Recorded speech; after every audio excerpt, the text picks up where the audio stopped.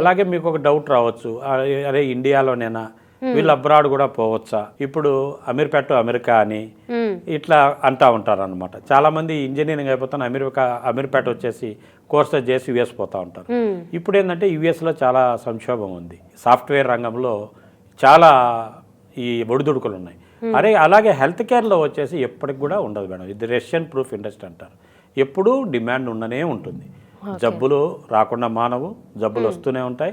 ఈ డాక్టర్స్ అవసరము, health care professionals అవసరము ఎప్పటికీ ఉంటుంది. కాబట్టి ఒక్కొక్క హాస్పిటల్లో మీరు చూస్తే 20-30 మంది హెల్త్ కేర్ ప్రొఫెషనల్స్ ఉంటారు. 4 డాక్టర్స్ ఉంటే ఒక్కొక్క డాక్టర్కు 10 మంది హెల్త్ కేర్ ప్రొఫెషనల్స్, నర్సెస్ వీళ్ళంతా అవసరమవుతారు. కాబట్టి అత్యధికమైన డిమాండ్ ఉంది. అలాగే మీరు అనుకున్నట్టు హయ్యర్ ఎడ్యుకేషన్ కూడా ఉంటుంది. ఇప్పుడు ఎంబీబీఎస్ అయితేనే ఎండి, డిఎం, ఎంఎస్, ఎంసీహెచ్, అలాగా ఈ మెడికల్లో ఉన్నట్లే ఈ హెల్త్ కేర్లో కూడా బీఎస్సీ ఉంటుంది, ఎంఎస్సీ ఉంటుంది, పిహెచ్డి కూడా ఉంటుంది, పోస్ట్ డాక్టరల్ కూడా ఉంటుంది.